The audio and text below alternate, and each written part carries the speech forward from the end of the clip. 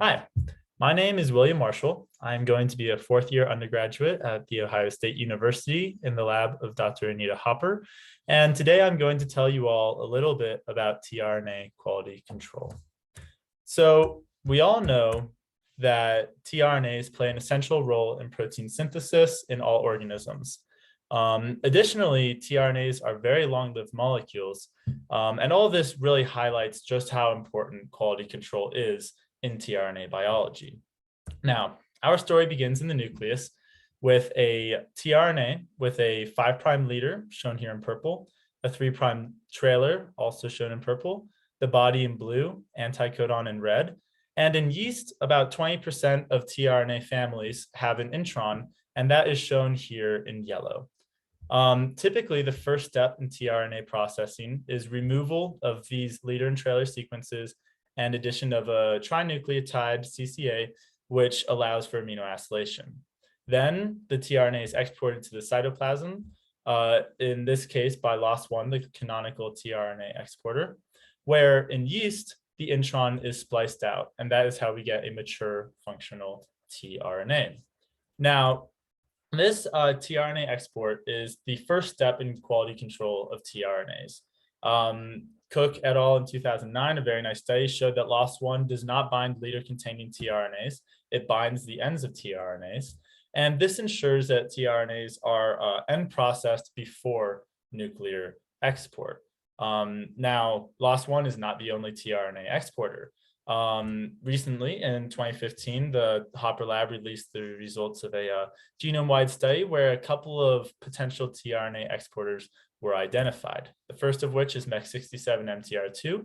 This is a heterodimer canonically involved in mRNA export, and it was verified as a tRNA exporter by Dr. Chatterjee in the Hopper lab recently. And then additionally, there's CRIM1.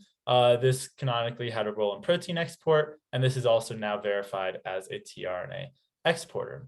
Now, the question that we asked next was, do these newly discovered exporters, monitor these tRNA ends? Are they also involved in quality control like LOS1 is? And in order to investigate this question, an in vivo biochemical assay was utilized. Essentially, how this worked is we have our exporters tagged with GFP at their endogenous locus, so they're expressed at endogenous levels.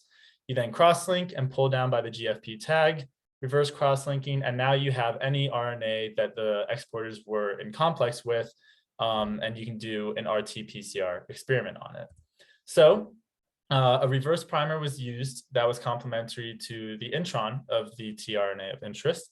That way we know that these tRNAs have not yet been exported. They're pre-tRNAs. And also a forward primer complementary to the 5' leader. Now, 5' leader removal typically precedes 3' trailer trimming. So presence of a 5' leader suggests that these tRNAs have not been end processed. So the results of this study are shown here.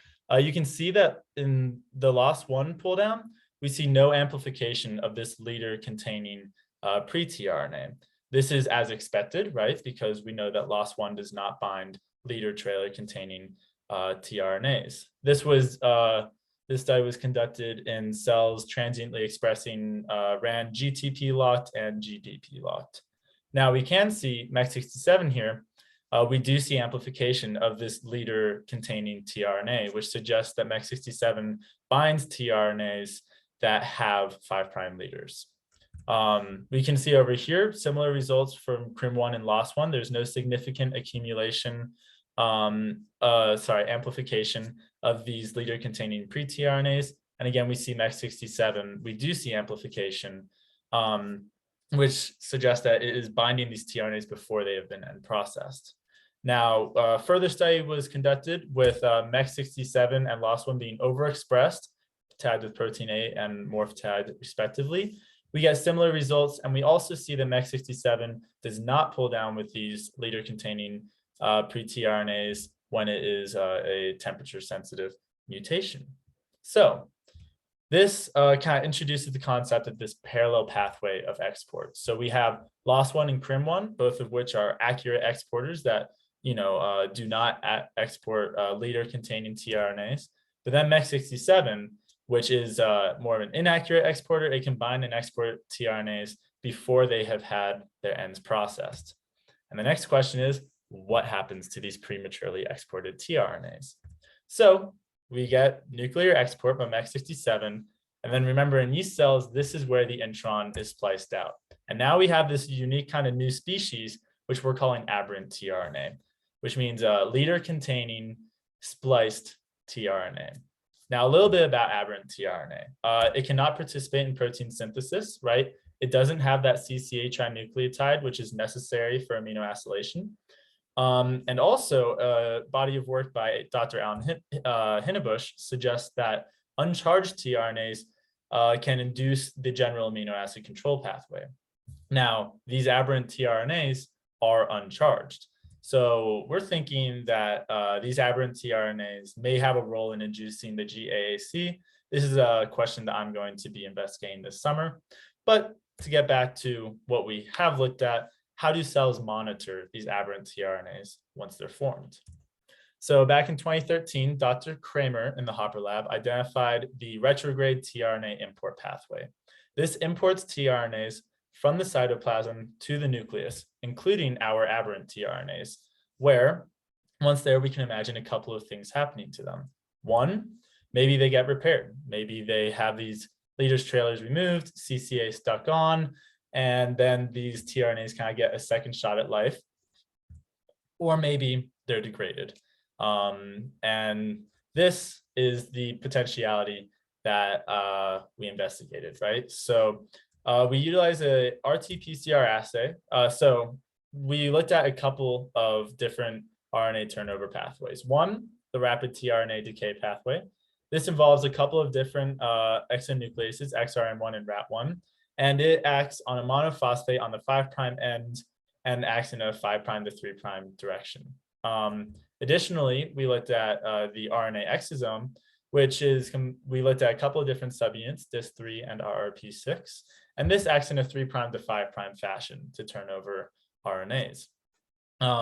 So we decided to use a RT-PCR assay in order to assess levels of aberrant tRNAs in cells where members of each of these pathways were kind of loss of function, mutation, or deletion. So we amplified a control, just an intronless stable tRNA, and also specifically amplified our aberrant tRNA by using a reverse primer that spans the splice junction. That way we know that the tRNA has been spliced, which means that it has been exported to the cytoplasm, and also that forward primer complementary to the 5' leader.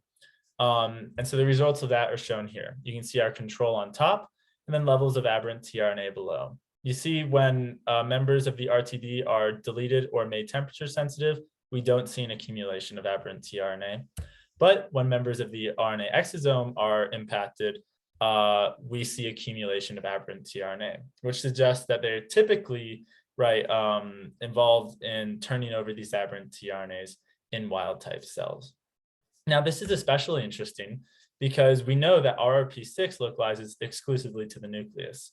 So this means that the retrograde tRNA import is returning the tRNAs to the nucleus for degradation by the RNA exosome. They're working together to monitor these aberrant tRNAs. Another interesting point is that we're getting this 3' to 5' degradation, but not 5' to 3'. And the question is, why? And one thought is, so the RTD acts on 5' monophosphates, and tRNAs have a triphosphate as a result of transcription. So that could be why. But also, recently, a cap on the 5' end of pre-tRNAs has been identified by Suzuki and in his lab. And I think we're going to hear a little bit more about that in the next presentation. So stay tuned about that 5' cap, which may be preventing 5' to 3' degradation of aberrant tRNAs. I'd like to thank all the members of the Hopper lab, especially Dr. Chatterjee and Dr. Hopper for all of their help. Couldn't have done this without any of you guys, and also for the NIH and OSU scholarships for funding. I would be happy to take any questions.